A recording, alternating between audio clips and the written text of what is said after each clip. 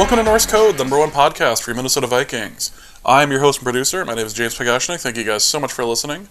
And at the desk tonight, we have our analyst and co-host. You know him from numerous blogs and podcasts around the internet, most notably from theathletic.com. He is Mr. Useful Human, Arif Hassan. Arif, I don't want to say that this was inevitable, but it seems like anyone who was expecting a 2021 Ravens team that was playing a 2021 Vikings team to have a normal game was way out of bounds. Yeah, they would be out of their mind to be thinking that. Absolutely a bizarre game, as you would expect. In fact, the only non-bizarre game this season has been their game against the Seahawks, which in its uniqueness has become its own set of bizarre circumstances, thus after the fact, ex post facto fulfilling the Kevin Clark prophecy that the Seahawks never have a normal game. Yes. Incredible work by the football gods to really create a pretzel for us to kind of attempt to untangle. It just keeps going. I would enjoy watching a game that made sense. This was not one of them. And we will get into it here in just a moment. The Vikings obviously lost to the Ravens. It went into overtime. It ended on a Justin Tucker kick. Before I even get into the Patreon stuff, I was amazed at the number of Justin Tucker jerseys that were worn to this game. It was amazing to have that amount of belief in your in everything that this kicker does. To have this sort of optimism to the point where you're willing to put down $100 on a jersey, I can't even fathom being able to do that with a kicker. Yeah. There's nothing I can say about that. No, it's just the number of them. It was just amazing. I'm almost mad that the Vikings are not in that situation. It's ridiculous. All right, welcome to this episode of Norse Code. Hope you guys are all doing well. We are doing a recap of the loss to the Ravens. So we'll be beginning that in just a moment. And we will be getting into the mailbag as well. But want to thank you guys so much for listening. If you enjoy the show and would like to donate to the show to help keep us ad-free, you can do so in one of two different ways. You can go to patreon.com/NorseCode and donate there, get some bonus content. If you join Patreon, you can get access to bonus episode number 40, which is the Arif and James road trip down to James Madison, where we did a deep dive on all things Aaron Rodgers interview that he did with Pat McAfee on Friday. So check that out. We've had a lot of positive feedback on it. We went in depth on it. So I think it's over an hour's worth of content for you. So check that out. You also get access to all the other bonus episodes that are up on Patreon. So that's for $3.50 a month, or you can go to paypal.me/NorseCode as well and donate to the show that way. And you can also go to norsecode.threadless.com to get some new threads, to get some new wreath shirts. Kyle Slaby was rocking the socks earlier. He had posted that up on Twitter. So check that out. Really cool stuff on there, all drawn up by Draw and Play Dave. And again, it's just cool to have some merch out there. So before we start, just have a couple people I want to thank over on Patreon specifically. First person I want to thank is is Jordan Helly Bill. Let's go with that. We also have Kyle Sakdev, a fellow who just goes by the name of Dan. Thank you. We also have Cody Wirtz over on Patreon, and we have Kevin Jellerson. Thank you, Kevin. You are once again showing that you are the superior Jellerson. No offense to your brother. And we also have Andrew McCardle as well, and Henning. Henning? Yes, Henning. I'm sorry, I'm just going over the list. I don't actually have the show notes in front of me this time because I'm just going off of my phone. So apologies if I ended up missing you there. I will go over and make sure that we have everything set up next episode, just in case I missed you. Again, apologies. Also to Logan Campa for sending in money in order to get the Patreon episode finished.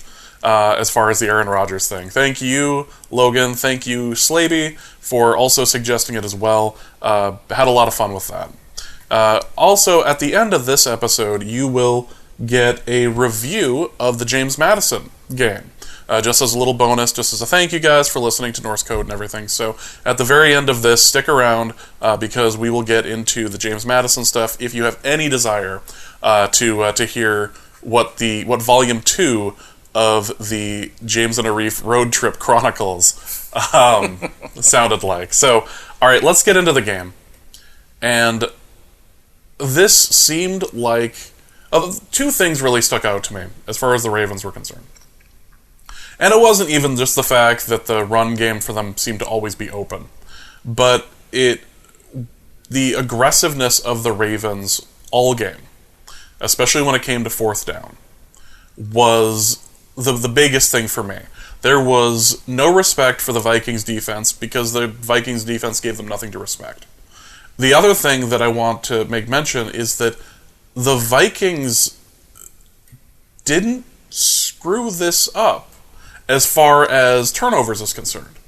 The Vikings seem to be doing well at creating turnovers, and still, this is a game that the Vikings lost. Yeah, the Vikings won the turnover battle 2-0.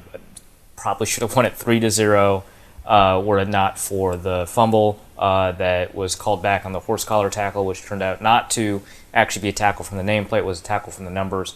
And the Vikings both teams were 100% on fourth down. Both teams were very similar on third down. The Vikings were 5 for 14 for 36%. The Ravens were 6 for 15 on 40%. In fact, actually, if you take a look at a lot of these rate numbers, the Vikings come out ahead, right? They had more yards per passing attempt. They had more adjusted net yards per passing attempt, which takes into account things like touchdowns, interceptions, sacks, and sack yardage. Both teams had 8 penalties in the game. The Vikings had an identical yards per carry. You take a look at kind of these big box score statistics, and you think, from a rate perspective, the Vikings seem to be doing about as well or better in a lot of these rate statistics than the Ravens. And so you could argue that for a lot of the game, and I think in the first half the Vikings looked like they were the better team from play to play. Obviously not drive to drive, which unfortunately there's always a difference when it comes to the Vikings when it comes to play versus drive to drive. But yeah, the Vikings and the Ravens had identical yards per play, I believe. No, actually the Vikings had more yards per play, 6.1 to 5.6. And so you think about it, the Vikings were 100% in goal-to-goal situations. They were identical in red zone at 67%. And you think, well, I mean, like, how could the Vikings have really screwed it up? I mean, the answer beyond the fact that it is the Vikings, right? It really just has to do with kind of where a lot of the pivot points in the game occurred and how each team took advantage of these pivot points. So on drives where the Vikings were pinned back, they did a much better job generating yards. They didn't necessarily finish. Sometimes they did, sometimes they didn't. Scoring 31 points means that you finished on some occasions. But for the most part, those are the drives where they hit their explosives and where they generate some of the additional benefit for these yards per play type statistics. But on drives where they were in really good field position, say off of an interception, there's a 27-yard interception return from Cameron Bynum, right? On some of these drives where they have a lot of opportunities, they don't close out. They don't even get to the red zone for their red zone percentage to be impacted that much. They don't get to goal line for that 100% goal line rate to mean anything. And so they have to drive. So their best drives are these long drives where, sometimes you'll make it, sometimes you won't. And if you do, that turns out to be a good drive. And the worst drives are these short drives off of turnovers. And so it's really kind of where these pivot points occur. Then you take a look at the penalty yards. Yeah, they had the same number of penalties, but the Ravens had fewer penalty yards because their penalties tended to be procedural. And that might be just the matter of how the rules are written and enforced. Defensive pass interference is always a fairly harsh penalty, and so taking that one just kind of means more than taking a holding penalty, at least on most plays. And then when these plays occur also matters too in the down series. So, for example, if the Ravens get 3 yards on 3rd and 1, that's much better than if the Vikings get 3 yards on 1st and 10. And so the fact that the Ravens and the Vikings had very similar yards per carry kind of doesn't tell us that much, because the Ravens had much better expected points on rushes. And aside from those interceptions that Lamar threw, and Lamar didn't look very good in the first half as a thrower, the runs that the Ravens had for similar yardage just mattered more because they occurred in high-leverage situations. The Vikings getting 6 yards on 2nd and 13 on a rush helps their rushing numbers, but it doesn't help them get closer to winning a game. And so it really is about where those plays occurred, what opportunities they had, and their inability to kind of close out. And the Vikings, they start every game with 7 free points, right? Because they get the first drive, right? And then they also got another 7 free points at the Kene Nwangu touchdown, right? And so, you take those points away, obviously they don't have the 31 points, and the rest of the offense, and I believe 10 possessions or something like that. Right, because I think it's 11. They had 11 drives, and one of them is that opening drive, which we don't count as a matter of course. And then they've got the 7 special teams points. So you take that away on about 11 drives, and they've got about 1.5 points per drive. Sadly, that is better than they've been doing for most of the season outside of the opening drive, but it's not enough to beat the Ravens, who had 2.8 points per drive. And so a lot of this just has to do with hidden yards here and there. I mean, the Ravens were pretty good on the punt unit. It would have been nice if the Vikings, were able to force a muffed punt, but it turns out that the Ravens didn't touch the ball. And the Ravens were just more aggressive, like you said. Like, they went for it on 4th down. I mean, the Vikings went for it on 4th down once, and then they had a trick play, which I don't really think of as going for it in the same way. No. And so I would argue that it's the Ravens' choices about when to do certain things, and then also their aggressiveness to create more opportunities to take advantage of them, that kind of was the differentiating factor in this game. It felt like Zimmer was outcoached, and I realize that may feel a bit like an understatement, but it really felt like... Right, it's important, I think, to say it like that, because I don't think anybody on either side of the ball was out-schemed, right? No. I think from a tactical perspective, the way the coaching game plans were set up, I think both teams did a very good job, offensively and defensively, to create problems for the opposing unit and create opportunities for themselves. Obviously, they occurred at different times. We talked about that. But I don't think anyone was necessarily out-schemed. I think kind of later on, when the RPOs with play actions kind of hurt with passes to Hollywood Brown versus Chris Boyd, that is not, I think, an issue of scheme so much as it is an issue of individual talent from Boyd, unfortunately. That's not something that I would be too worried about from a tactical perspective. That's a personnel issue. But in terms of decisions about what to do late in games, decisions about what to do on 3rd down, what to do on 4th down, what to do on 2nd and long, I think that those are areas where the Ravens, from a big picture standpoint, strategically instead of tactically, did a much better job. And so, I mean, there's a bold moment on 4th and 5 in midfield where they decided to go for it, and it was a sweep, it was a run play even. And, for the Ravens that works because their running game is such a high value proposition versus basically every other team in the league. But the Vikings just didn't really have that many opportunities to go for on 4th down. On a trick play like the one Kene Nwangu ran, where he was the punt protector, took the direct snap, and ran the ball, that's a situation where they have to see something on special teams on film, and then on the field they confirm it. And so basically, if they don't get the alignment or whatever it is they're looking for, they'll check right into a punt, and so it doesn't matter. So that's not really going for it in the same sense as the one time the Vikings actually went for it from scrimmage. So, I think that they got outcoached from a time management perspective, from a tactical perspective.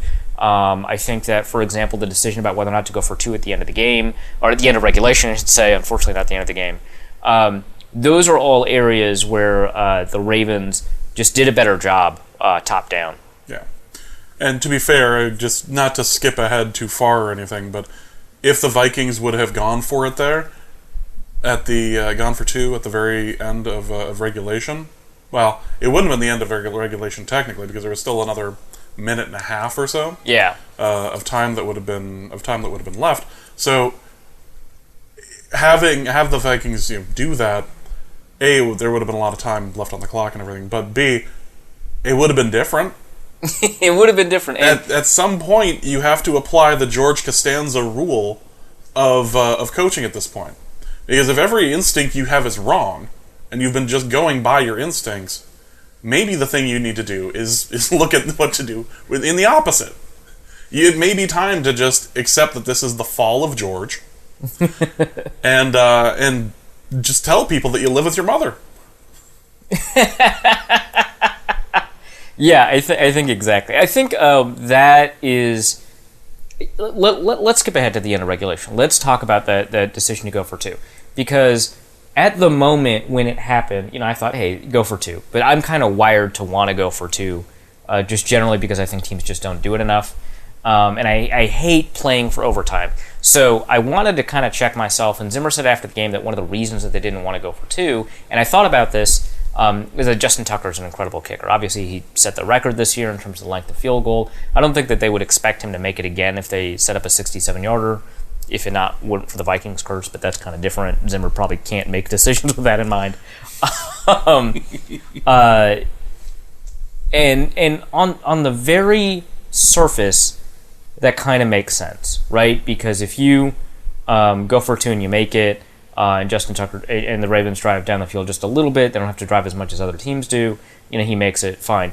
But a lot of, and we were talking about this on the way to recording this, a lot of the explanations that Zimmer gives for why he makes decisions in games that are kind of in this category, game management decisions, suffer from fridge logic. So if you ever log into TV tropes, and please don't do it, you'll waste at least 2 hours of your life.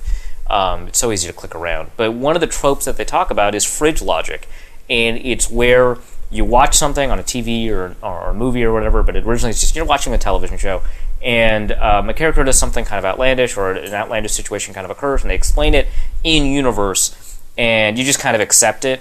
And then at the commercial break or something, you get up and go grab something from your fridge, and you realize, hey, that doesn't make sense. And it's that second level of thinking about it, just kind of logicking it out just a little bit. It doesn't take a deep dive for you to realize that doesn't kind of follow, because if the Vikings go for 2 and they convert it, right, they're up by 1, the Ravens drive down the field and they kick a field goal, they win. But if the Vikings kick a field goal or kick an extra point, the Ravens still have the same drive with the same amount of time and the same number of timeouts, and they go down the field, they kick a field goal, they win it. So they win it in either scenario. And so the real issue is, are the Ravens more likely to be aggressive in a situation where they have to, get a field goal or lose, or is it possible that the Ravens would settle for overtime? And I think Zimmer might be thinking he's coaching against himself, because against Zimmer, it makes sense to conclude that there's a possibility that the other team might be playing for overtime. I think against Harbaugh, especially given how aggressive they were in this game, but just generally speaking, it doesn't make sense to coach with the thought that they might settle for overtime. And I did a little bit of math here to try and figure out, because I'm trying to do this decision tree analysis, basically, to see whether or not it made sense to go for 2, given the fact that you've got Justin Tucker. So the Ravens in the final 2 minutes of a game have a somewhat low scoring percentage, but I decided it didn't make sense because there's a lot of situations the final 2 minutes of the game where the Ravens are ahead.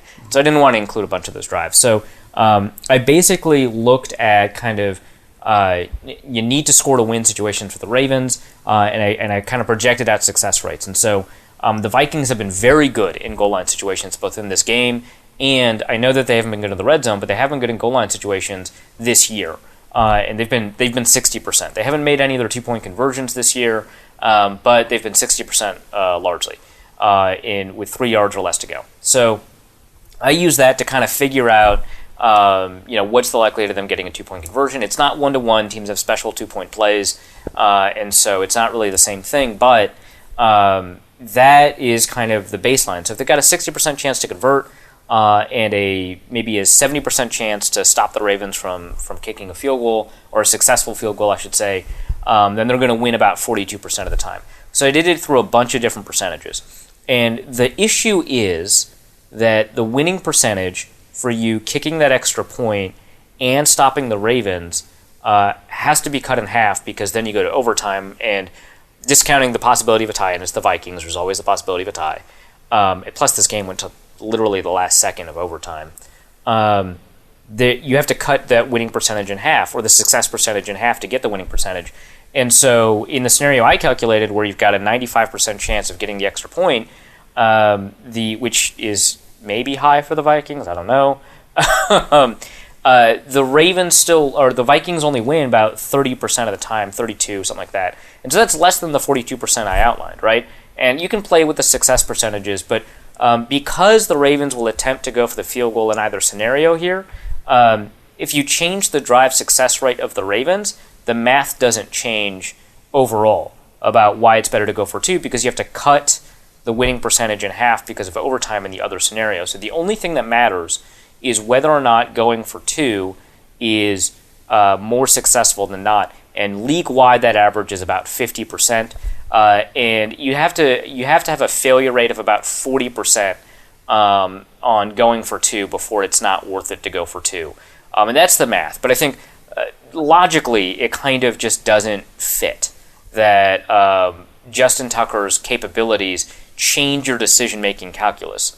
Unless you think that there's a possibility that the Ravens will just accept that there's a reason to go for overtime. And I just don't see that. I think most teams would attempt to play for the win instead of attempt to play for overtime. Not all teams. We've criticized a lot of coaches for being conservative and willing to accept overtime. We watch one of those coaches every week. But that decision calculus doesn't make a ton of sense to me. So that's one that really bothered me, and it's one that Zimmer didn't think too much about. He has gone for two in a similar situation in the past, I think against the Panthers. And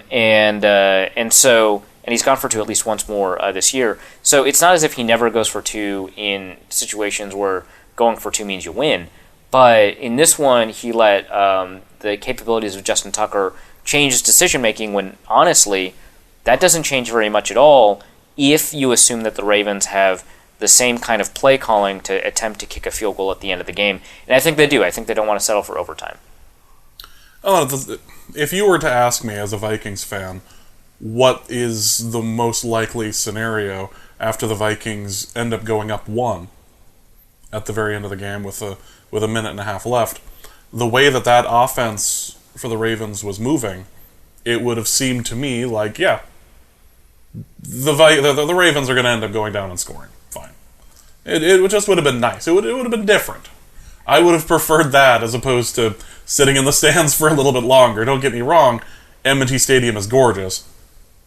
Although the fact that the speakers weren't working in the top section also meant I had no idea what was going on down on the field for a good chunk of the game. But man, that was annoying.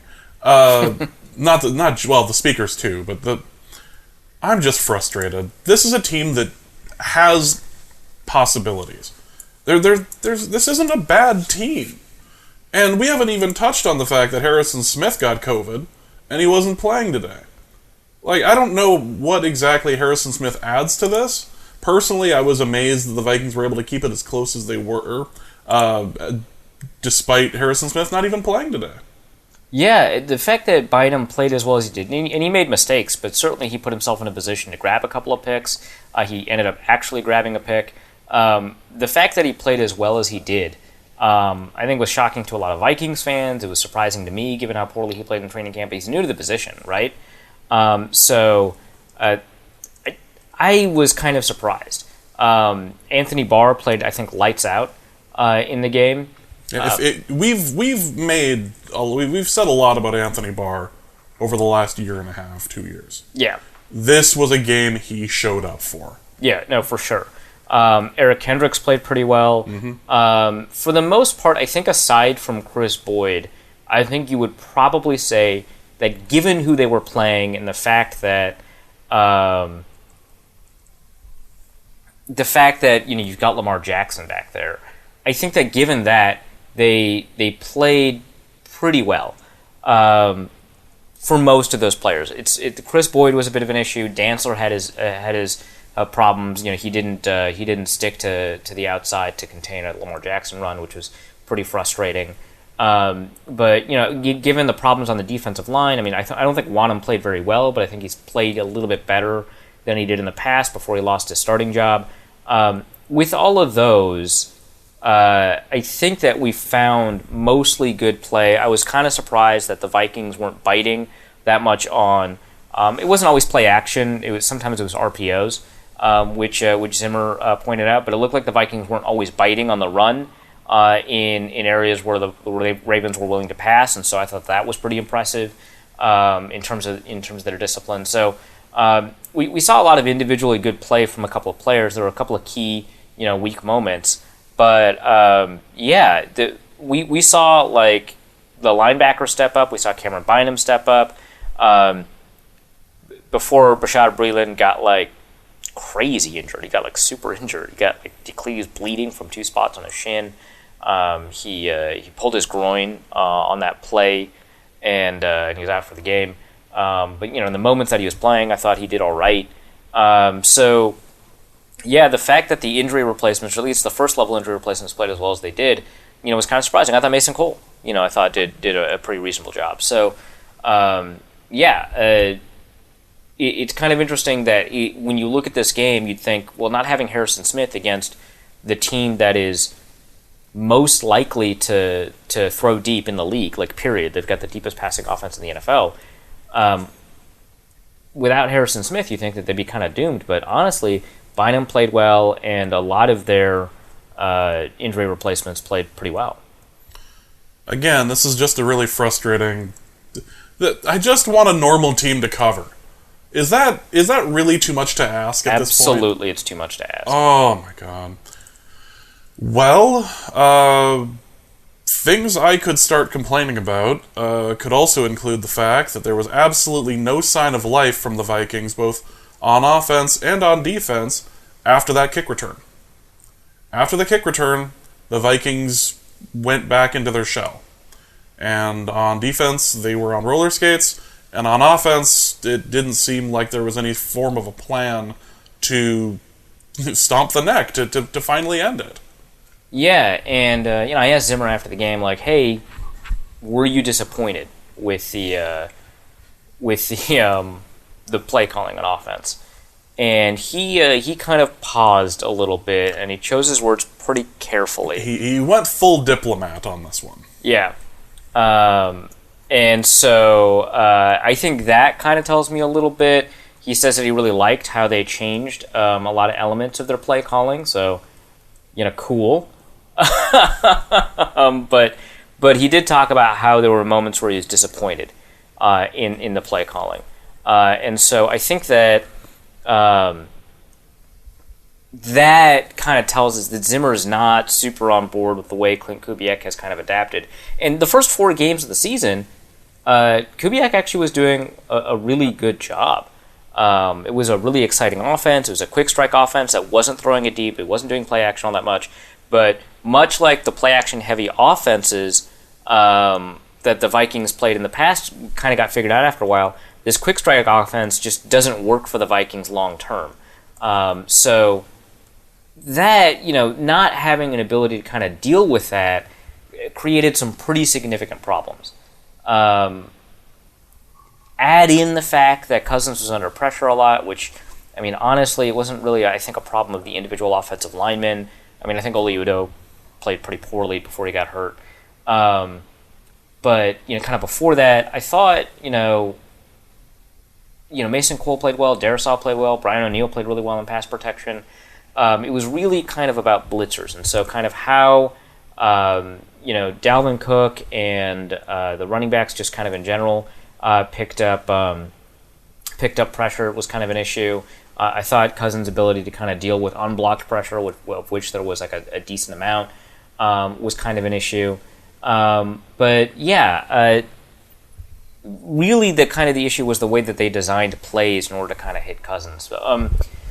Yeah, like you say, it's frustrating because there are a lot of elements where you can say, this player played well. I think a good chunk of the players for the Vikings played really well. And against a really high-level opponent that's, in the running to be the top seed of the AFC, this would have been, somewhat of a signature win, right? And instead they're kind of stuck with, another disappointing loss. I just wanted some form of life.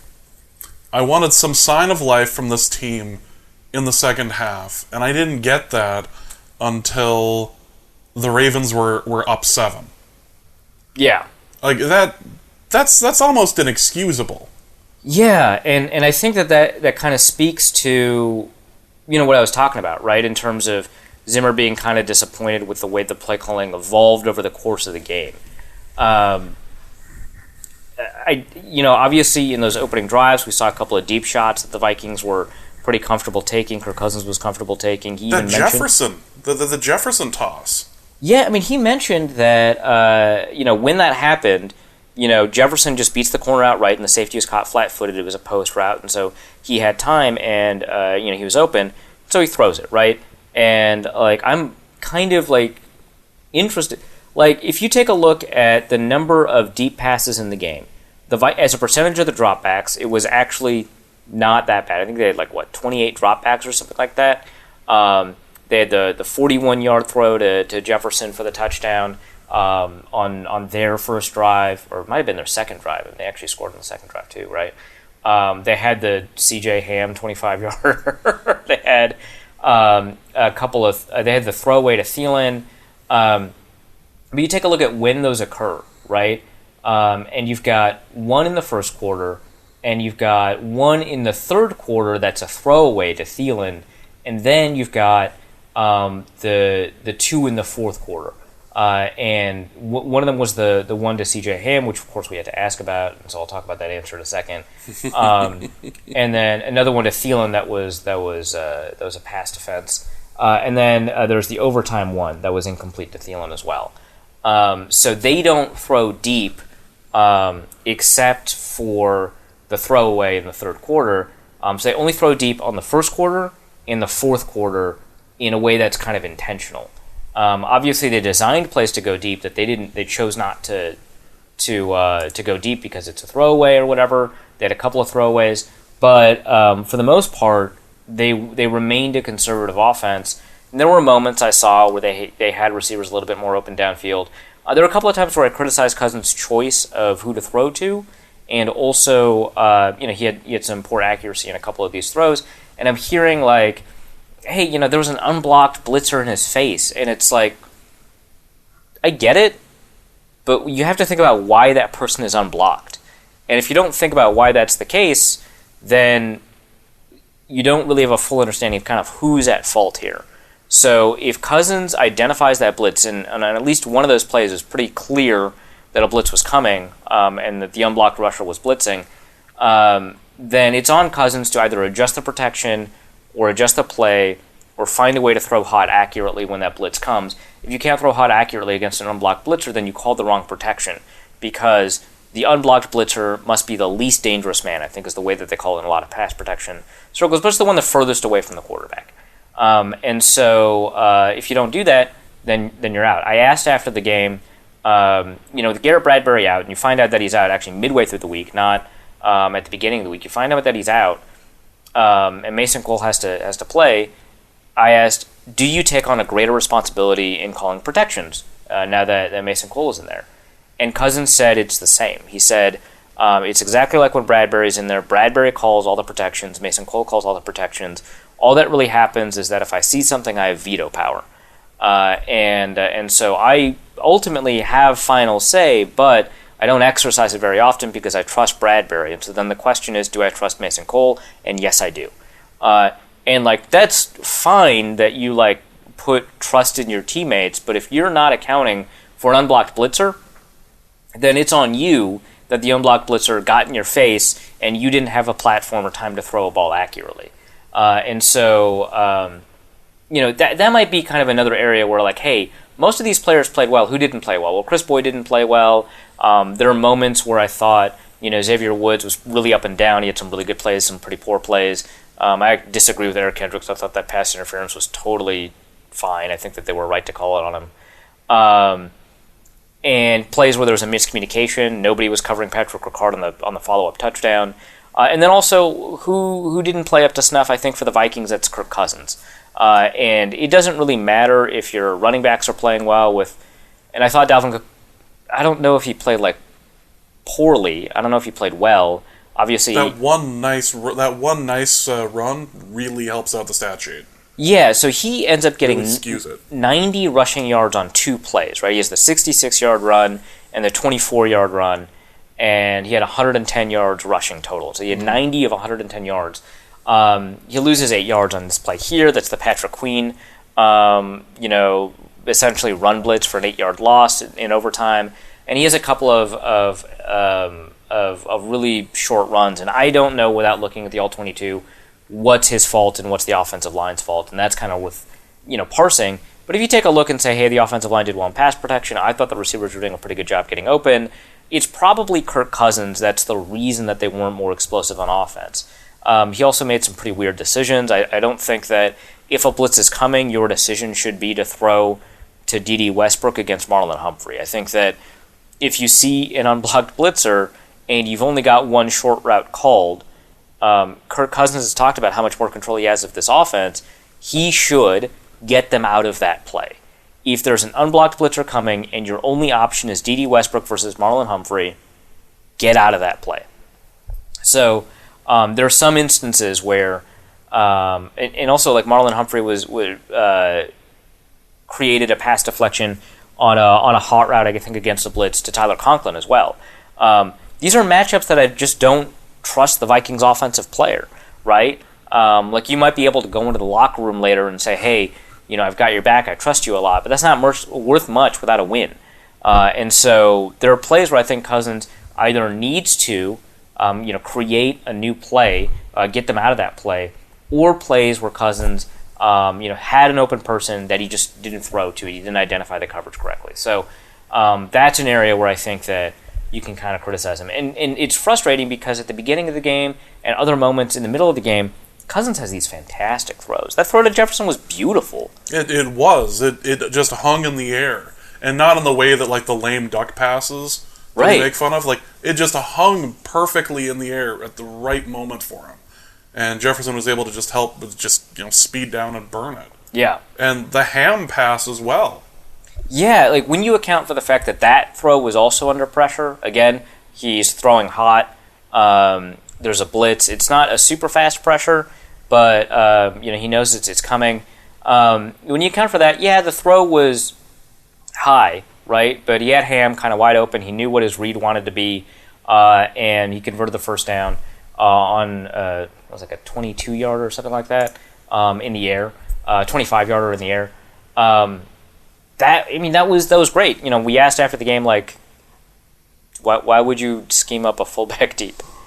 and he's like, well, you take a look at kind of the formation that they were in and the positioning that they had, and it was pretty clear that they had a corner on C.J. Ham, which obviously, against a fullback, a corner, you typically wouldn't want to throw it. But the corner's thinking, it's a fullback. He's not going to throw to a fullback. And also he's thinking that this fullback is running a smoke route or running a route short, right? He's going to come back if he's releasing off the line of scrimmage, and typically a fullback does. Well, we know how good Ham is. Basically what he said, right? We know how good Ham is. And so we had him cut up field, which they weren't prepared for, that he was just going to cut underneath it. So we had him wide open. Also, like, 2 Ravens got injured on that play. It was like Madubuike and Deshaun Elliott, one of their 3 safeties. Both of them got injured on that play. So, like, a lot happened. But yeah, there are moments where Cousins is doing a pretty good job. He's, staring down pressure in the face and getting a throw off that's catchable for the receiver. He's hitting a tight window here or there. He's creating opportunities for receivers to win. He's got a deep ball throw to Jefferson that's, just open. The Vikings have, 7 of their 8 games they've scored maybe a touchdown on their opening drive. Not scored, but scored a touchdown. Like, it's there, and Cousins has the tools to do it. He did it last year. He did it at the beginning of the season, and it's not occurring in these critical moments where they need it. So, yeah. I will say that my section exploded with joy for me for the Ham catch, because it was myself and I believe Michael who was the winner of the ticket from the live show, and we were sitting there, and Shout out to Michael, by the way. Totally awesome watching the game with you, and to the rest of the Nova Vikes as well. But there was such joy in my heart when it turned out that was CJ Ham that there was a bomb to, and there was some mailbag question, and it was like, "Can we get a Deep Ham T-shirt?" we've got a short list of possibilities on that, but just there was just pure joy in my heart at that particular moment. But here's my problem: the game was so predictable as to what was going to end up happening. And I might have got my butt kicked if the game would have turned out otherwise in my section. I was very vocal to the Ravens fans around me that the Vikings are not to be trusted. I'm stealing that from Bomani Jones at this point. The Vikings are not to be trusted. Like, it's not. Like, the Vikings are up 14-3. Don't get upset, Ravens fans. You clearly haven't watched any Vikings games this year, is what I kept saying. Which, by the way, fair enough. Yeah. Don't start now. Yeah, you're better off for it. I was like, I kept saying, like, the Vikings are a Greek tragedy this year. Like, it just piles on and piles on. Someone's going to lose their eyes over this. It's bad. And true to form, second half, the Ravens catch up. The Ravens are ahead. I said to the group, I said, listen, Kirk Cousins is going to look really good here for a couple of minutes. Don't be surprised if the Vikings score again. But that doesn't mean you're going to lose. It's just going to mean the Vikings are going to tie it up. Like, and then when it came to the Justin Tucker field goal, I was like, yeah, of course. The only thing that was a real question mark was Anthony Barr's interception in overtime. Because what you cannot do in overtime is take the ball away and then kick it back to them. It seemed like the Vikings had absolutely no idea what to do when they got the ball in overtime. Yeah, and they even had to call a timeout coming out of that interception. Like, they just weren't prepared to have the ball. They didn't have a play called. I don't really know what's happening there. There's the possibility, right, that the headset just stopped working, right? In which case, I don't care to get a play. Like, just have Kirk Cousins call a play. Nothing. There's no idea as to what they could possibly be doing. So what do? They run the ball first. They throw a screen, which goes nowhere, and then Cousins has no time and too much pressure, and he ends up throwing the ball away on third down. Yeah. And that's the last time. That's the last time they touch it. Yeah. It's just like there's no plan. It seems. Maybe I'm just sitting here complaining about the offense again. Maybe I'm just sitting here as a Vikings fan, just being annoyed again. But realistically, there has to be some form of accountability on this team for what appears to be a lack of any sort of vision. Yeah, so the difficult thing here is that there's not really kind of a direction to go in from here. So let's say that the Vikings fire Clint Kubiak. Okay, well then what? Well, there's nobody on the staff that has NFL play calling experience. I mean, technically there is. There's Rick Dennison, but he's not allowed in the building. True. So, oh boy, there's a. I had almost forgotten about that. Right. So the only people that have play calling experience at any level, there's two. One is Brian Piriani, and he was the offensive coordinator for Syracuse in 2005. That's it. Not 2005 2006, not 2004 to 2006. 16 just years ago. 2005. 16 years Otherwise, ago, he called the plays 1 year. He has always been on a Kubiak team, right? And being on a Kubiak team means you're not the offensive coordinator because it's a Kubiak. So he has virtually no relevant play calling experience. The only other one is Kennedy Polamalu, who was a offensive coordinator / running backs coach for USC for I think 3 consecutive years. I want to say I'm just looking it up right now. He called plays for them from 2010 to 2012, and I think he was the one calling the plays. He was the offensive coordinator. I don't know for a fact that he was also the one calling the plays, but that's it. You've got 4 years of play calling experience that aren't Clint Kubiak. Now, obviously, Kubiak never called plays before he became the offensive coordinator for the Vikings, and everybody has to start somewhere. Everybody starts with 0. But I don't know if I want to switch mid-season in order to create accountability to a group of people that don't have play calling experience. I think that if you want to kind of switch midstream, you'd want to have somebody that has got a history of play calling experience. Otherwise, you're attempting to teach them how to call plays without an off-season or a preseason to kind of get them acclimated to it. You're just throwing them straight in the fire, and this time it would be like against the Chargers or the Packers. Yeah, I'm not even sure that firing the offensive coordinator really does anything at this. Well, I think that the season was over after the loss of the Cowboys. Yeah, I think that you could be argued. I think that the Vikings had an opportunity to make the playoffs on that, but I don't know that firing the offensive coordinator really does anything at this point. I think the offensive coordinator ends up being a position that the Vikings end up taking care of at the end of the season. Yeah, I think that it is a very good possibility. I think Zimmer is getting pretty annoyed at the offensive coordinator stuff, and so Zimmer is somehow retained at the end of the season, which seems less and less likely at this point. And who knows? The Vikings could pull off a 9-game run. They just don't do the 10-game run. Yeah, that Everson Griffin. Yeah. We were talking about that in the press box. That Griffin must be disappointed that 10-game run isn't happening. You know what? I would be too. And you know what's so sad too is that Everson didn't seem to have as good of a game.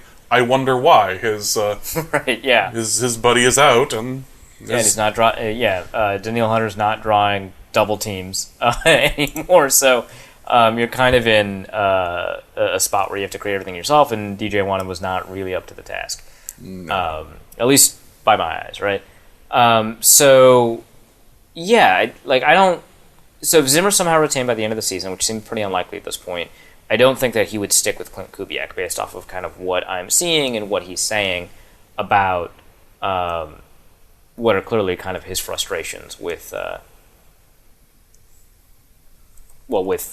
play calling, right? Which he's talked about a couple of times now already. Let's hit some mailbag stuff. Let's hit some mailbag stuff. I feel like this is the right time to kind of dive into that. All right, well, let's go to the mailbag, and let's go to the first question, which there were a lot of questions of why and how does one fix heartbreak, what just happened, all that. We'll move past that for a moment, and we'll go to Luke Braun, who asks, why are the Vikings so abysmally bad at huddling? They get to the line slow, even when the clock is at a premium, snap count issues, miscommunication, all that. Have they not been in huddles since they were in, 3rd grade?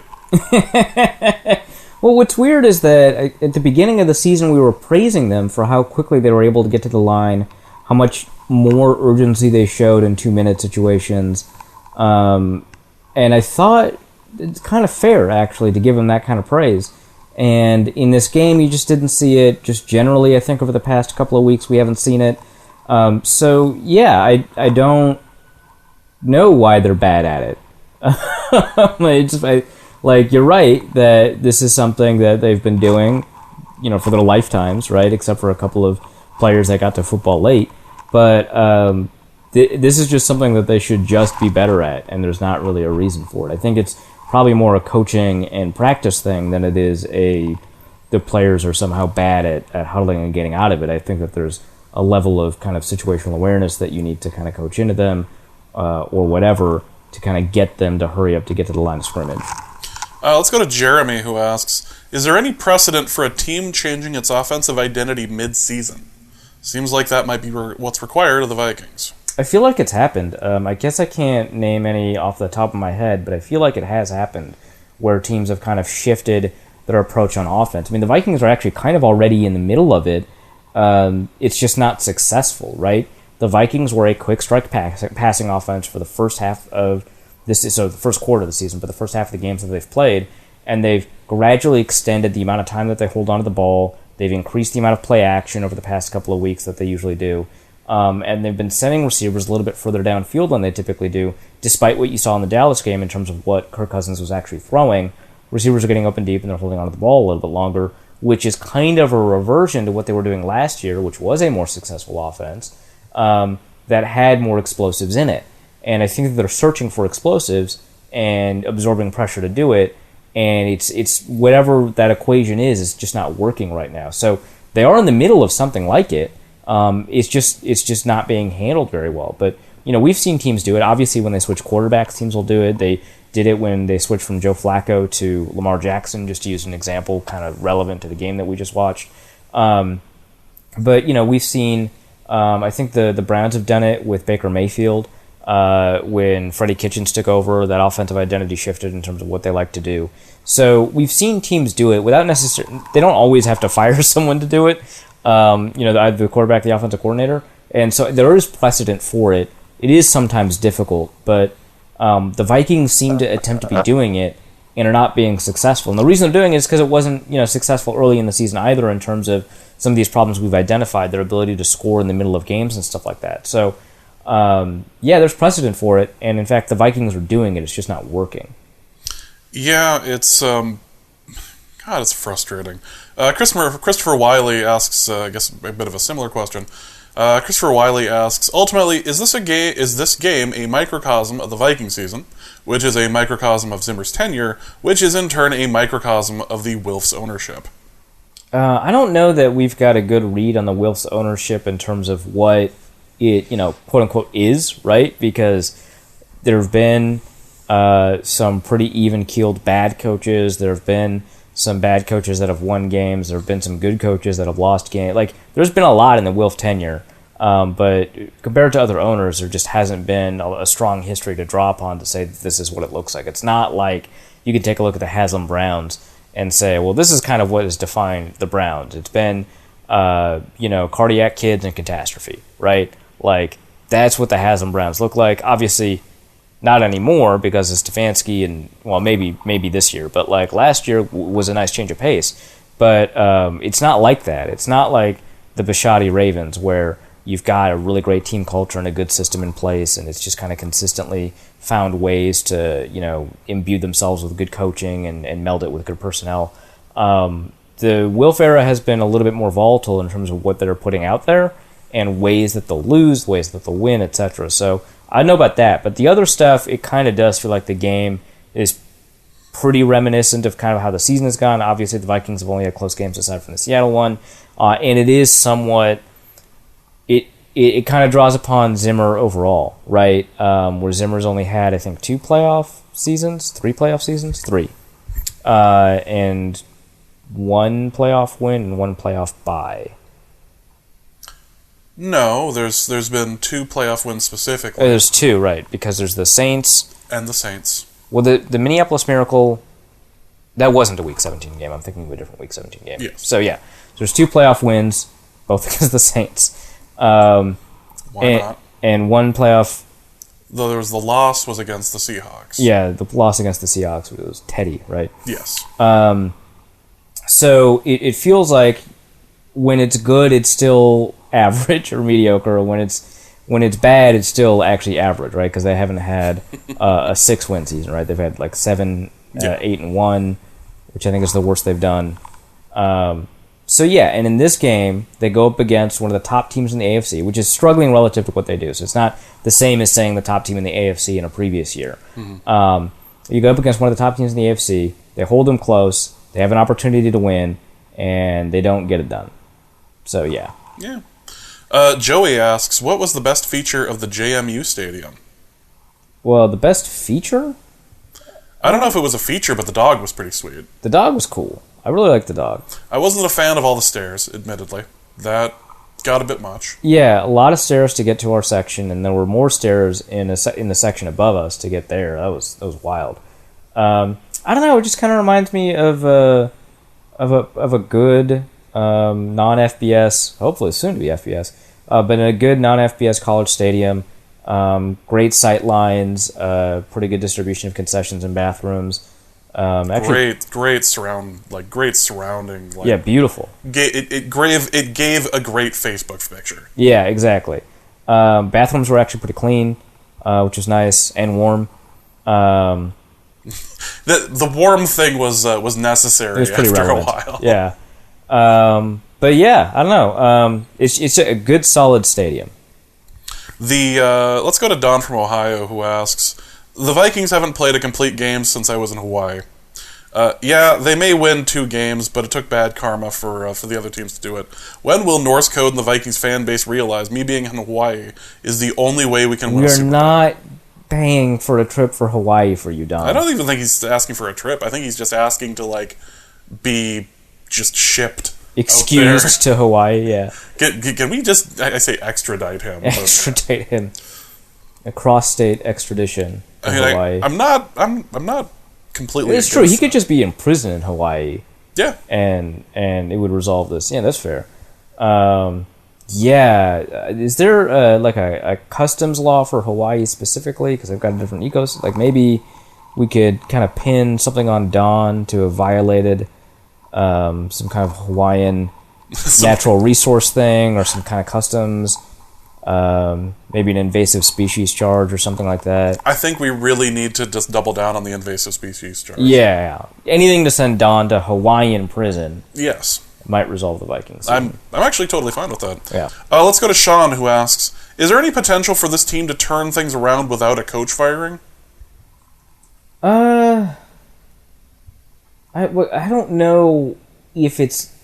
So here's the thing. If the Vikings fire their coach, right, and let's say they make Andre Patterson the interim head coach, every possibility in the world that they turn things around. But I actually think that whatever turnaround they get in that situation is probably already something that would occur. I think the Vikings will turn it around. I just don't know if they'll do it enough for it to be meaningful, right? Like, I still think the Vikings are playing like a 500 team, mostly because they're playing to their competition, right? They played poorly against a very bad Lions team. They played very well against a good Ravens team. And playing to your competition typically means you go 500.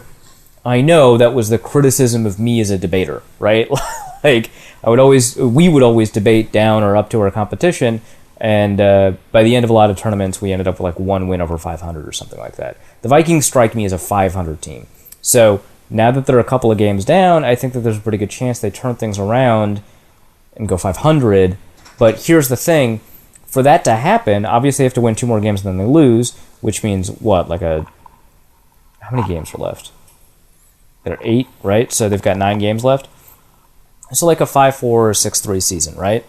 Well, if you fire Zimmer and put in Andre Patterson, and they go 6-3, well, Andre Patterson's now a 6-3 coach.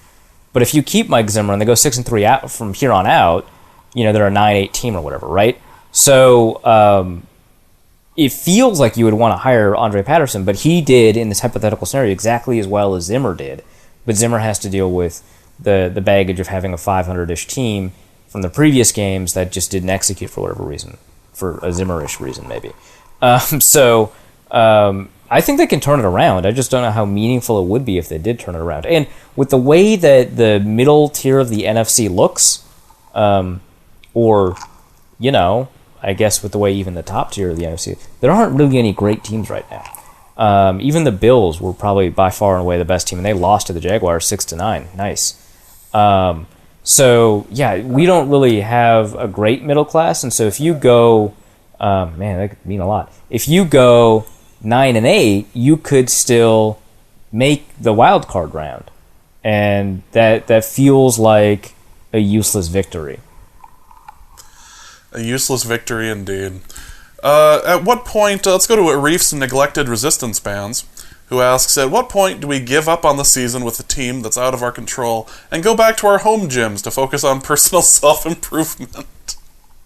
I know the bit is to ignore the answer, but that's still really good. Bishop Sycamore alumnus asks, what is the official Norse Code side team for 2021? I know the co-owner may be lobbying for his Chiefs, but that seems a bit boring. The Chiefs aren't good. But they're not boring. Well, no, they're not boring, but they're just not good. They're not great. They're goodish. They're goodish. Yeah, but the thing is, they're not boring. They're just not the kind of exciting we're used to seeing from them. They're the kind of exciting that kind of ticks you off as a Vikings fan. But they are getting more wins than the Vikings. So I don't know how to tell you this, Arif, and I realize you cover the Vikings and all, but that's not a really high bar. What I'm saying is Just put your faith in the Chiefs. And I am not, just because I'm the co-owner of the Chiefs, doesn't mean that I'm biased, right? I like how I had to ask you this weekend what that was about again, because I had forgotten. That's right. Enough period of time had passed because I had forgotten exactly what the bit meant. I just knew that it was a bit. There's a lot of Arif Twitter lore at the moment. At some point, it's going to end up... There's going to be a wiki? North Code wiki. Oh my god. And, oh no. I do not envy the person who decides to I type am not going to maintain that. No, that's a terrible idea. Yeah. Oh god. Kenneth Allen asks, do you think it's accurate to say that the Vikings don't really change their offensive game plan based on opponents? It seems like every game it's exactly the same thing, no matter of what the opponent is say, the worst in the league for pass yardage.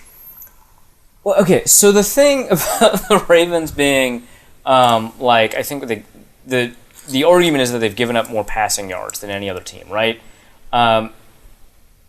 They're a middle-tier pass defense that hasn't faced a lot of passing attempts. So you take a look at, I'm taking a look at what are they? They're 10th, actually, in pass yardage given up, and they're 5th in the worst net yards per attempt.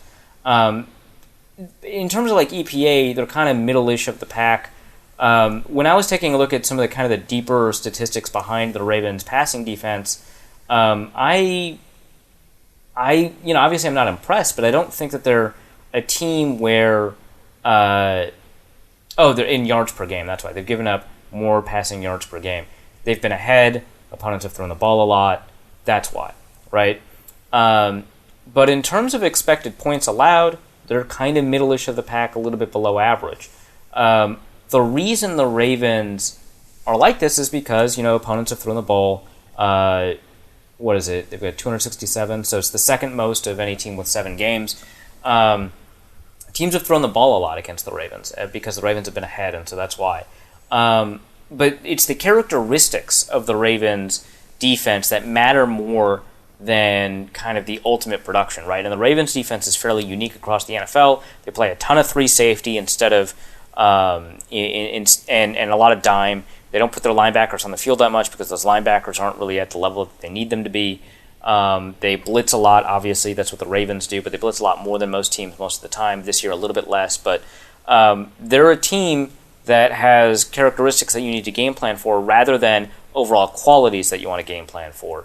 And the Vikings did enter this game with responses to the types of blitzes that the Ravens would see. Now, I don't think they executed that all that well, but it's very clear that the way that the Vikings game plan for the Ravens, they were prepared for blitzes. And a lot of blitzes, they're prepared for a 3 safety defense. They're prepared for the fact that there wasn't going to be a linebacker on the field all the time. So none of that, I think, is an indication that they game planned poorly. I just think the Ravens being first in yards per game given up is just a product of the fact that they've been ahead in a couple of these games. So I don't think it's to pass the ball more or run the ball more. Plus, they did pass more than they ran. I think it's more the characteristics that they wanted to get around. Now, the Ravens obviously are pretty good at defending the run, but I wouldn't argue, in terms of expected points given up, they're pretty similar in terms of rank in run defense and rank in pass defense. So I don't know. It's really just kind of about how you want to attack an offense or a defense more than it is what they're best at or worst at. Kyle Slaby asks, the Ravens won today because they had the better fullback. How do the Vikings need to...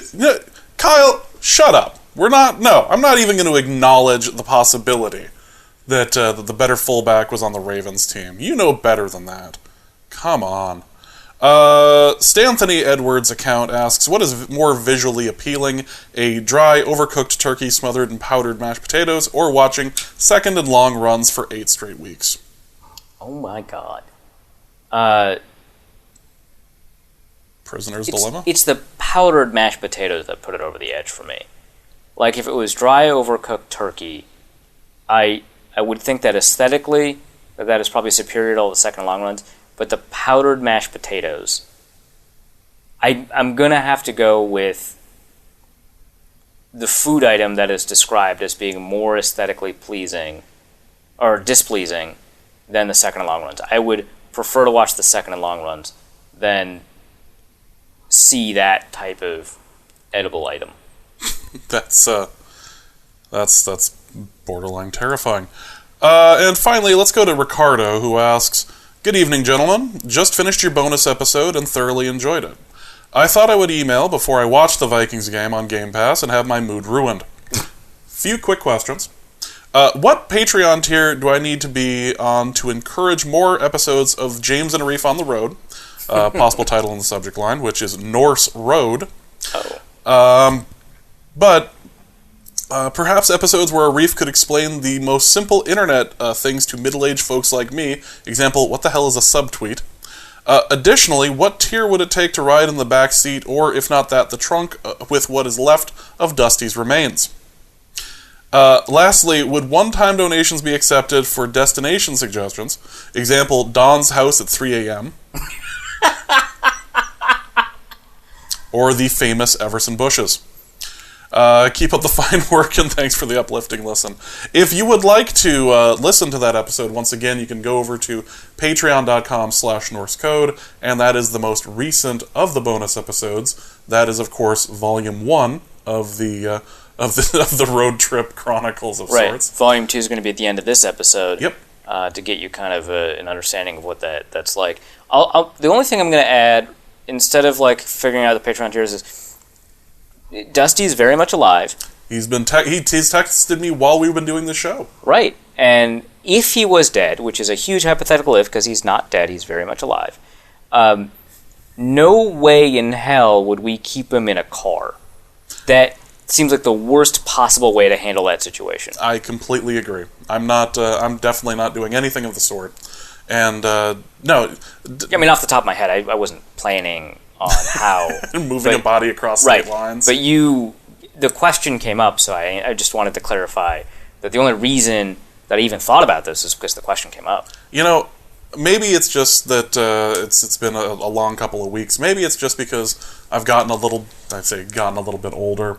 Not wiser. Just in the past couple of weeks, I've gotten older. Yes, actually, right. You know what? I think that might be one of the more accurate statements. in this gained wisdom. In this gained wisdom, I think I've made an executive decision on Don. I have, in case Don doesn't listen to this, which doesn't seem likely, but I think that I'm going to change my tune on the grilling outside with the oven thing. Oh.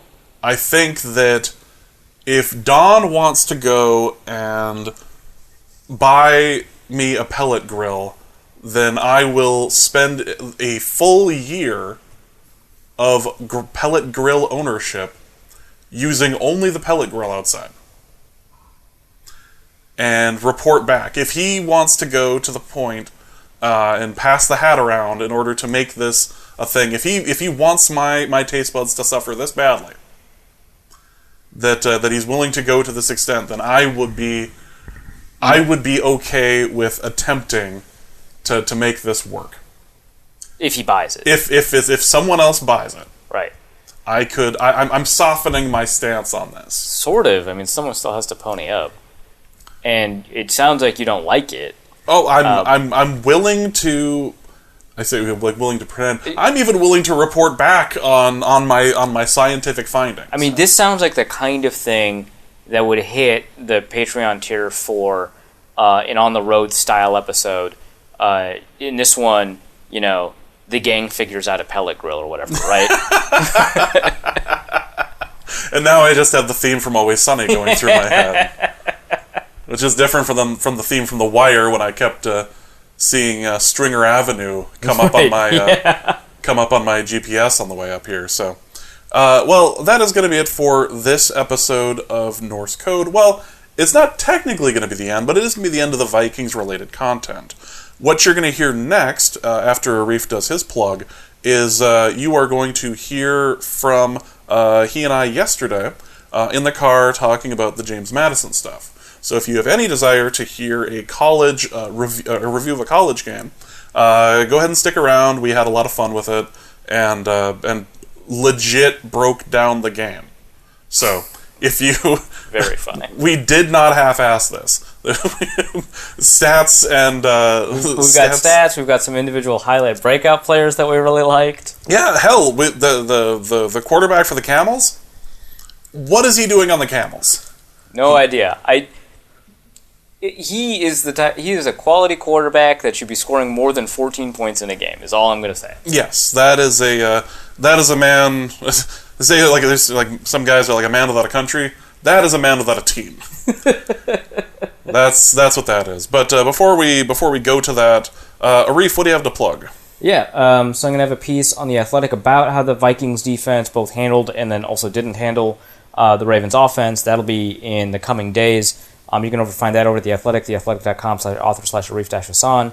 Or you can follow me on Twitter at ArifHassanNFL. I got into a couple of Twitter fights already before the game, or actually in the first quarter of the game, but not many following that. So kind of an inverted day for me. It's usually right after games I get into fights. Yeah, it's a little different. Yeah, so if you want to see that... Oh, it might have been because I was fighting all day for 3 consecutive days about Aaron Rodgers. Yeah. So if you want to see someone fight, tilt at windmills on Twitter. Follow me at ArifHassanNFL, ArifHassan NFL.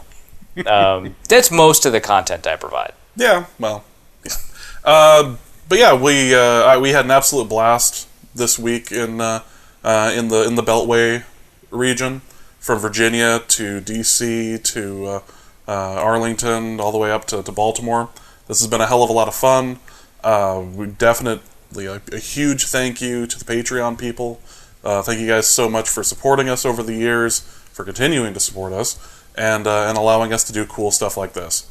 So thank you guys so much, and we are going to get over to the bonus stuff that we recorded yesterday. So hopefully you enjoy that, and if you're just turning off now, we will see you on Thursday.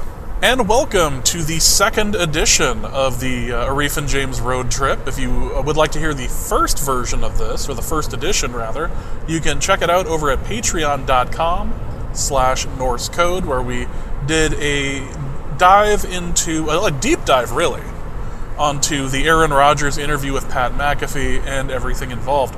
We are currently driving back from James Madison's homecoming, and we wanted to do a bit of a review of the game. We had a good time. The game was fantastic. The Dukes won. There was never a doubt. There was a little bit of a worry at the beginning of the game. There was a moment where they were tied, I believe 7-7, something like yes. that. So that was a bit of a worry. The Dukes kind of quashed those worries pretty quickly. For those who don't follow James Madison football, which if you don't, why are you even listening to this podcast? Why are you even listening to this part? The Dukes put away the Campbell Camels 51-14, and the other Camels touchdown occurred, what was it, in the fourth quarter? Yes. Yeah, so... no, it was at the end of the third quarter. End of third. End of third quarter.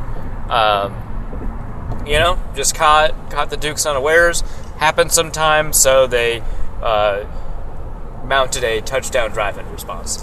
Yep, this was a pretty fun game. This was a fantastic one to watch. Before we start, just a couple of particulars about the JMU campus, the stadium, everything. The people that we met were absolutely fantastic. Really, really want to thank the listener who messaged us in particular, and say that you are the cooler one of the two Jellersons. Just want to have that on record. Yeah, all of the evidence points to that. No, your hospitality was fantastic. Thanks for helping guide us and providing us with some of the background information about James Madison that, of course, since the last time I'd been on campus, I hadn't been up to date on. So it was good to get up to date on the James Madison campus, which looks beautiful, tons of new buildings. Obviously, the success of the program is helping create, academic achievement over at James Madison. As we always say on the podcast, winning breeds winning. And it's a beautiful campus, gorgeously located in the Shenandoah Valley. It couldn't have been fit any nicer. Like, I kept just being stunned by the beauty of the mountains in the background. The stadium is fantastic. The people were amazing. Just the ride up was full of moments of just like, wow, that is amazing. Yeah, no, absolutely. And they didn't think it was weird at all that I had never been to JMU. No. They just took it in stride and then told me more, but they were like, okay, yeah, cool. Let me tell you about Officer Connolly. Yeah. It was great. Oh, you hate NDSU too? Yeah. Awesome. Yeah, we bonded over that. The guy who sat in front of us kept the NDSU score up on his phone the entire time. Yeah, and he just placed it right next to him so we could always see it. Yep. And South Dakota State beat NDSU down. Never a doubt in that game, it turns out. Beat him down. The Fighting Dallas Goddards, the Fighting Jake Winnicke's. You love to see it. This was a really great game, and let's break it down a little bit, because the Dukes clearly showed up to play. They were ready for their homecoming. There's actually a lot of... Well, before we break into the game, there's actually a lot of context that goes into the game. This was like coincidental, like actually coincidental on our end. A crazy important game for JMU. Not because, it was homecoming, although that helps.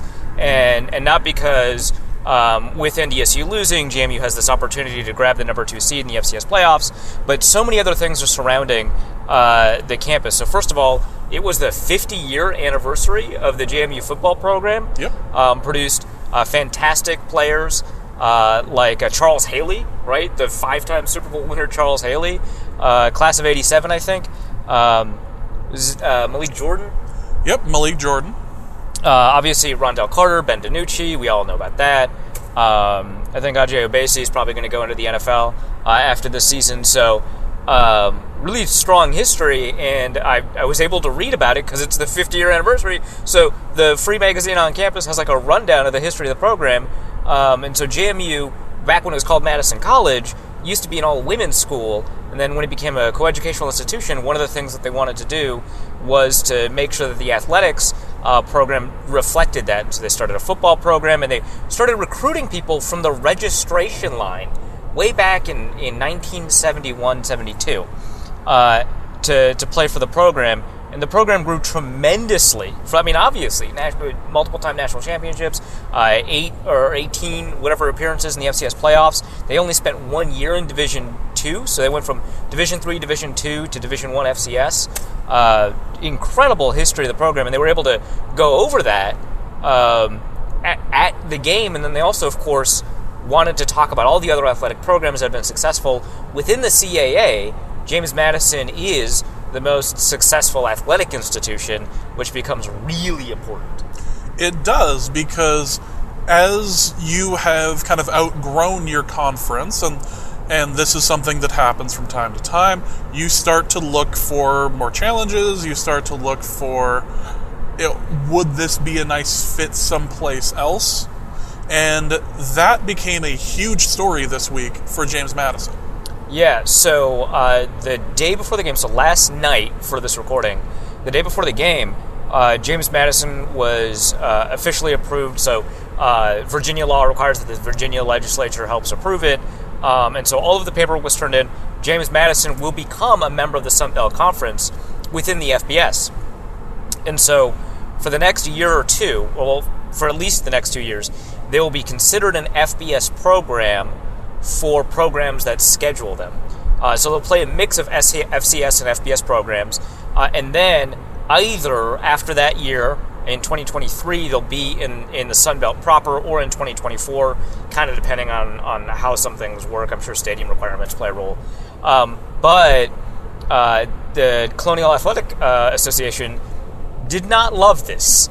No, they did not. Yeah, they invoked a 20-year-old plus rule that rarely gets invoked, even when teams move up conferences or change conferences. This just doesn't happen very often. And they decided to ban all James Madison athletics from the postseason. This doesn't affect James Madison football. They get to go to the FCS playoffs because the CAA basically has no control over how the FCS playoffs are organized, and it doesn't affect their women's soccer, their men's field hockey team, I believe, because those championships were occurring that weekend, so they couldn't rule them out. Yeah. But every other program, and so this includes a national championship program from their softball program, right? Yep, we talked about their team earlier this year. Yeah, and so incredibly successful athletic program cannot participate, and so they, right before the game, had an Athletes United thing right before it. Their hashtag let them play. Let them play. Their was it Vice? Let us play. Yeah. Let us play.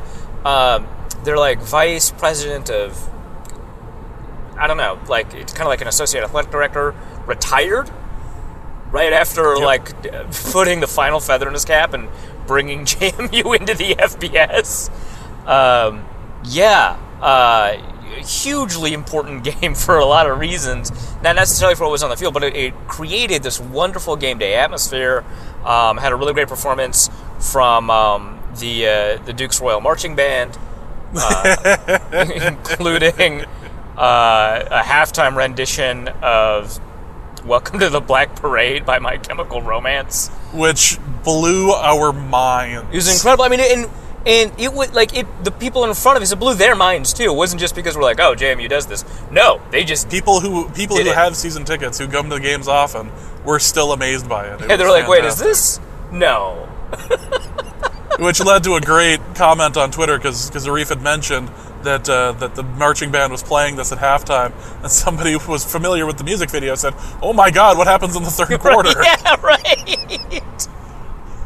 Oh my God. Funny you should mention that. Nice catch. So we've got all that. We've got a great game day atmosphere. The Dukes fans are fantastic. Everyone that we met in town was super cool. Was super happy to have us there and everything. And we get into the game. And there were two things that really stood out to me in this game. The first thing is that the Dukes were in a position where they could score pretty much at will. This was not a defense that was going to be able to handle them. The second thing that was worth mentioning is just how elusive the Camels quarterback was. Because the Dukes spent most of the day trying to get him, and they really only tackled him in the second half. But he was all over the place and seemed almost out of place on this Camels team. Yeah, he might have been the best athlete on the roster, for sure. Certainly in contention. I mean, they've got a great receiver. But this quarterback was really quite the athlete, extremely elusive, and did a really great job of generating yards, getting out of sacks again and again. I mean, the offensive line was not holding up. Getting out of sacks again and again. Reasonably accurate. I mean, he suffered from a couple of drops from his receiving core. But what was really surprising to me is that they didn't really decide to do very many option runs with him, despite his obvious athleticism, until the second half. And both option runs where he was the keeper, they got over 10 yards. Very strange game planning from... and the quarterback, I think, is named Haj Malik Williams. Anyway, I was actually... It was pretty cool to see him play because he was doing such a great job. Obviously, he didn't get the support he needed from the rest of the roster, but that's hardly his fault. He did a great job. He had a great arm. He nailed the... he had that one really large throw that ended up going for a touchdown. Had a great arm. Was great on the move. So that this was... he was challenging the Dukes defense. But the Dukes offense was the big story here. This was a team that was able to score basically at will. The score definitely represents that. And whether it was on the ground or through the air, the Dukes had their number. Yeah, no, for sure. So the Dukes were all reduced to their third and then later fourth and fifth string running backs in this game. And kind of despite that, they were able to consistently generate rushing yardage. Obviously, sometimes that occurred because, the Dukes offense is surprisingly, and maybe I shouldn't have been surprised, surprisingly versatile and modern. They run a variety of personnel sets. They play a lot out of pistol, but they will do some stuff from traditional shotgun stuff. And they run they'll run 1 receiver sets all the way up to 4 receiver sets. They'll do option. They'll do design quarterback keepers. They do pistol option, which is like very Chris Alt, Nevada, Colin Kaepernick stuff. They'll do zone read, which is like very RG3 Washington stuff. They do a lot. And the quarterback, Cole Johnson, was able to kind of execute all of those elements really, really well, and still maintained kind of a good control and a handle on the offense. Obviously, he did 51 points. Great ball handling on the option fakes. I mean, half the defense was always kind of confused about where the ball was. Good job on play action. He did a great job. I thought really probably the star of the offense might have been that offensive line. They did such a great job creating opportunities. When Cole Johnson was under pressure, he was often holding onto the ball or trying to escape. I think that the offensive line initially gave up pressure pretty rarely. And I mean, JMU kept throwing the ball up 30. They were ready to score. So it had the big bomb that, no one was near. Oh, yeah, beautiful. The throw was to, I think, their redshirt freshman receiver, Antoine Williams or something like that. Let me double check. Antoine Wells Jr., who had a pretty great game. But yeah, just absolutely no one was near him, and it was like a rocket. It was it didn't need to be a good throw, but it was a great throw on the run, which I kind of wanted him to do a little bit more because he wasn't always setting. He was always spending a little bit too much time setting his feet, but he can throw on the run, as evidenced by that.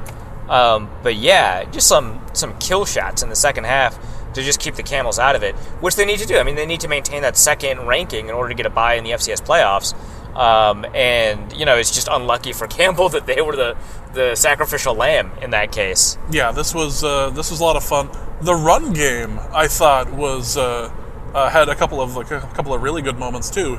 He was able to break off for a couple of good. There was one run for about 40 or 50 there too. So this was a run. The offensive line was able to open it up so that the run was able to move. Yeah, I think it was Latrell Palmer, who was their third string, but the initial backup to Kalen Black and Ajay Obese, had a 61-yard run, averaged 6.6 yards per carry in the game. Mm-hmm. Did a really good job. I mean, one of the things that was pretty good about him is that when you've got kind of that explosive capability, and he's not, one of those scat backs that runs like a 4.3. I mean, there was a moment where he was caught from behind. That was actually the 61-yarder. He didn't score on it. No. He was caught at the 5 or something like that. He's more of a powerful back. And what was great about him is, in addition to the explosive runs, he pretty rarely took a loss, and when he did, it was pretty rarely his fault. So, really great at finding consistent gains. But yeah, I mean, just generally speaking, despite the fact that JMU is playing a super injured offensive line, and they actually lost another lineman injury partway through the game, despite that, they were able to control the line of scrimmage, and Campbell had some huge defensive linemen. Yeah, we had you had pointed out the world's largest nose tackle, it looked like, was playing for the Camels. Yeah, he was huge. And then when I pointed that out, he was playing at the nose. And then the very next play, he lines up at 3 technique, and I'm just well, I don't know what to do with that. That's nuts. But yeah, no, they were able to control the line of scrimmage. It was, it was a wonderful showing from JMU, obviously. So, they did a good job there. I think defensively, they had a couple of star players. I think the sack from Isaac Ukwu, I thought was pretty impressive. And again, this is a guy that was really difficult to take down, and so finding a way to make sure that he was bottled up was pretty important. They had one cornerback that was on Caleb Snead, their Campbell's star receiver, the entire game. And you might think, oh, okay, well, how much did Snead get? He had 198 yards in the game. Mm-hmm. That receiver was the target in the game. So you hear a receiver get 200 yards in the game, that corner must suck. No, this dude rocked. He had a great game. Yeah. Snead had must have had 30 targets or something, because he ends up with 11 catches for 198 yards. One of those was that insane play action where everybody on JMU bit, and that was the long touchdown. That was about as textbook. They say the whole, well, that's exactly how we drew it up. without sarcasm, that is exactly how they wished it could have gone. Yeah. Like, there wasn't a single Duke on that field who thought that was going to end up being a pass. Yeah, that receiver, that cornerback's name is Greg Ross. I thought he had a good game despite kind of what that stat line ends up looking like.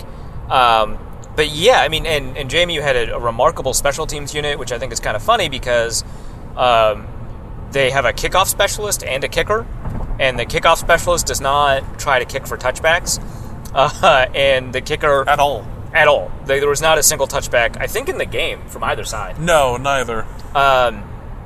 Of punting or kicking, although there was not an enormous amount of punting in the game.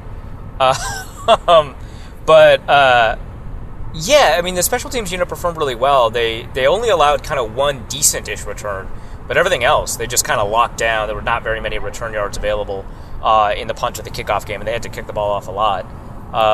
But yeah, no missed kicks aside from the punt, pass, and kick competition. The bookstore competition. That was so sad. It was. She wanted it, but she was not in a. They put out this poor young girl out to do punt, pass, and kick, and it was not her day. It was not her day. She punted for about like 10.5 yards, and then threw for just a little bit more. They gave her the bounce on the punt, but they did not give her the bounce on the throw. Yeah. Which means she had a field goal attempt of like over 80 yards. Yeah. Did not make it. No, it was great too. It was the moment that it was announced that they were doing a punt, pass, and kick. Immediately, Arif chimes up, "Bring out Andy Reid!" I don't even remember if he won that punt, pass, kick competition. I don't think they ever said they did. It's just an excuse to have the picture up on the screen. Right? So Andy Reid as the world's biggest 8th grader. It was an incredible picture. But Jamie ran for 190 yards on 36 carries. They threw for 286 on 26 passing attempts. Basically a complete game from the offense. The defense had a couple of minor mistakes. They were helped a little bit, like I said, by the receiver drops from Campbell. But yeah, the thing about like watching this game is you get to see a team in purple consistently score. It was so weird. Yeah, and like when scoring when they were supposed to. Yeah, like when Campbell scored late in the third quarter to get that second touchdown. My first thought was, JMU's just going to engineer a touchdown drive in response. They're not going to bench the stars until they get a touchdown drive in response. That's exactly what happened. The first drive that they responded was a touchdown drive, and I think they had to go for it on fourth down too. They were not giving that one up. Weird to have confidence that this was just going to... And like they were up 30, and you felt, they're not going to blow this. No, there was a confidence that existed, so much so that a large number of the fans left at halftime to go drink. They just leave at halftime. Yeah, that was great. They're just so used to it. You know, the thing that we didn't mention about, pregame stuff, but kind of about the atmosphere, despite, and I know you were more aware of this than I was because of your history with Dukedom and all that, but the streamers, every time the Dukes scored, that was a lot of fun. There's video out there of what it looks like. I had taken a video as well. I'll probably end up posting that to social media. But the moment that the Dukes score, all of these streamers just of the purple and the gold and the white just rain down from the 400 level in the seats and just all the way down to the expensive seats down below. Like it's just and it looks great. Especially with just a little bit of wind with it too. Yeah, there's that one moment where one of the streamers just kind of got caught in the currents, and so it is floating right in front of our section of the stands, and there's no, like, you can see the starting point and the end point, and they're both kind of floating in that same area of the wind, and it's just there, and it's just floating around. It was so cool. But yeah, the streamers will fly down from behind you, and then also from your section they'll go down in front of you, and some people will pick up the streamers that were thrown from behind them and use them the next time the Dukes score to throw streamers. But also, the dude that was sitting ahead of us was like prepared for like multiple touchdowns. He brought so many streamers, and every time they scored, he immediately would just throw one out. It was incredible. Yep. But yeah. The other fun thing is that if somebody throws it too hard or doesn't have enough arc there, you can watch somebody get hit in the head with a streamer down below. Yeah, I saw that happen once. I saw that. I saw one bounce between people, and then I did see one just bounce off of somebody's head. So it was great. I did enjoy the right before the Dukes scored. They had a big announcement. Don't throw anything onto the field. Don't throw anything onto the field. And to their credit, I don't think I saw a single streamer hit the field. But not until the Camels scored.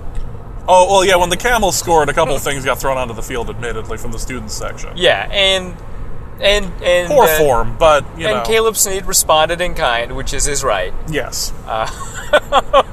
But I mean, his confidence was high. It was 7-7 at that point. Yes, at that point, you can flip off the fans and, have it not be the world's biggest, not be the world's biggest issue. No one's going to point that out to you. That said, yeah, this was, the environment was fantastic. The Dukes played well. The rest of the rest of the atmosphere was fantastic.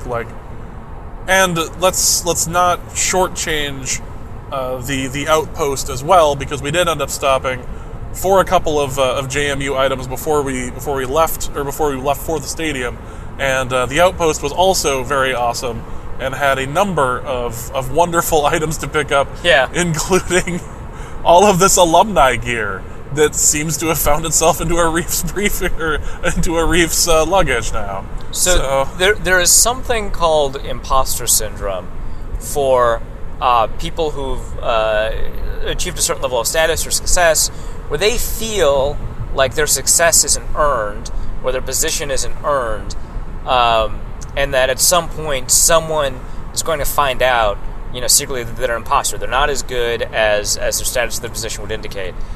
And I felt that, except also I'm not an alumnus of JMU, so I actually just was an imposter.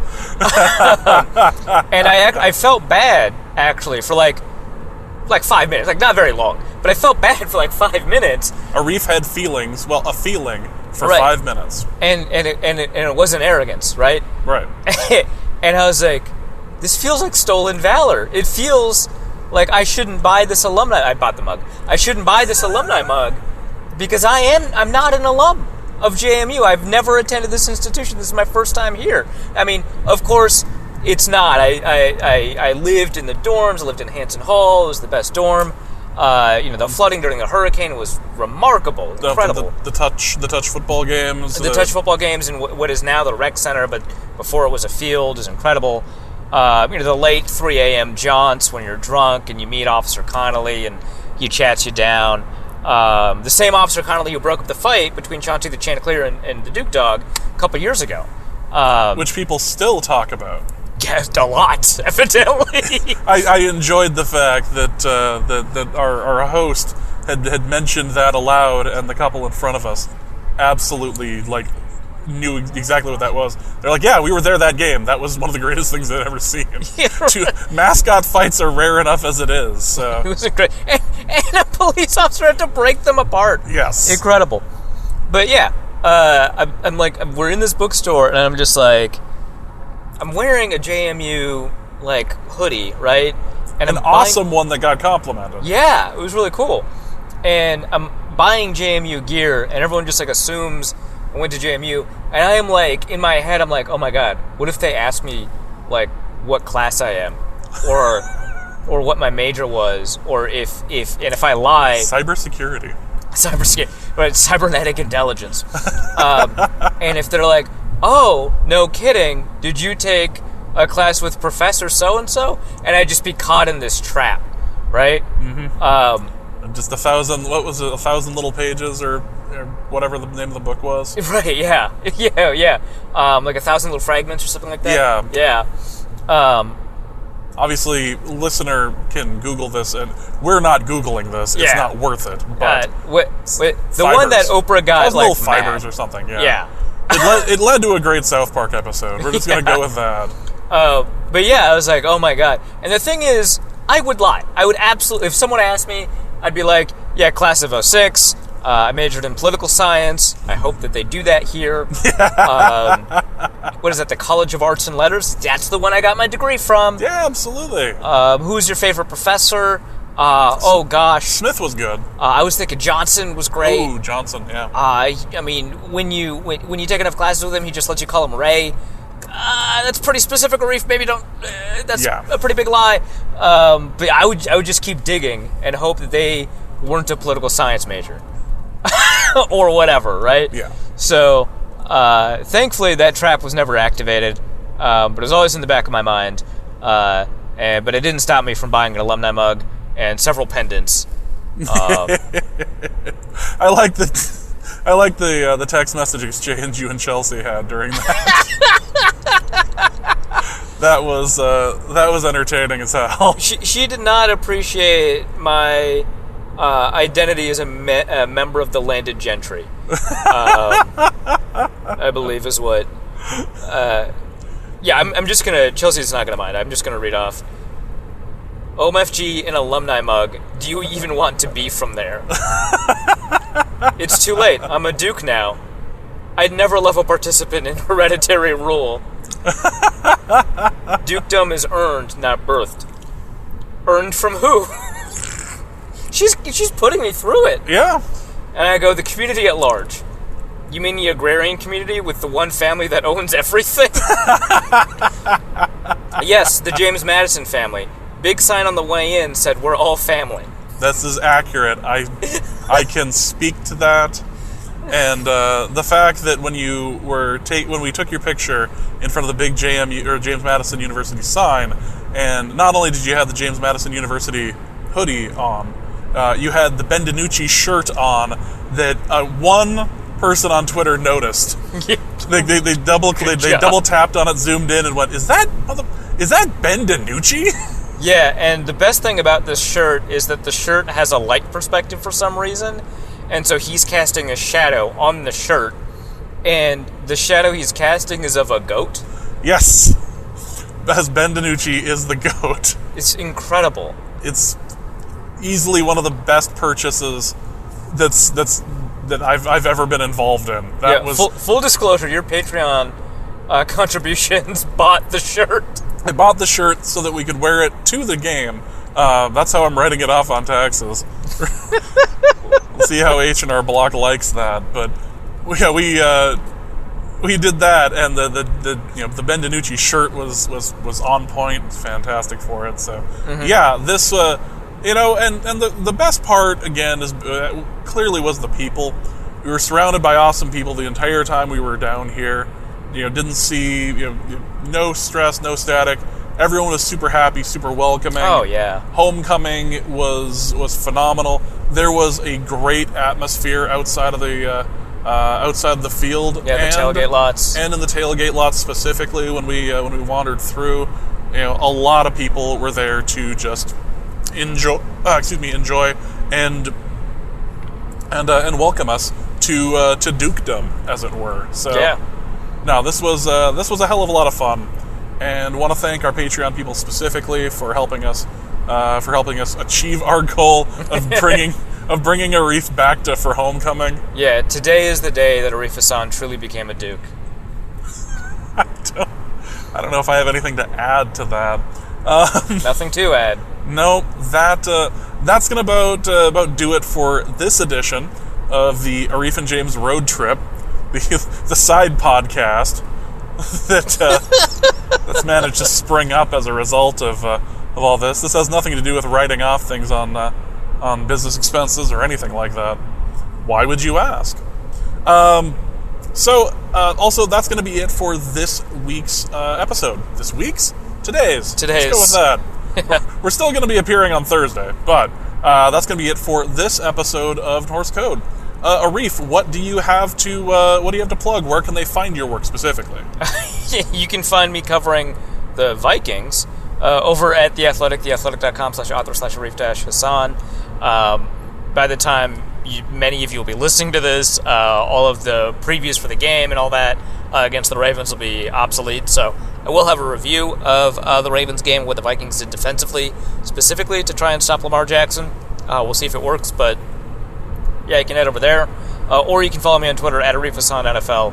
I mean, this was truly a blast. Some of the most fun I've ever had. This was truly fantastic. Everything from the sights, the sounds, the trip down, even the hush puppies on the way back. Oh yeah, we stopped at a place called Southern Kitchen, I think. Yep, the Southern Kitchen, right off of Confederate Drive.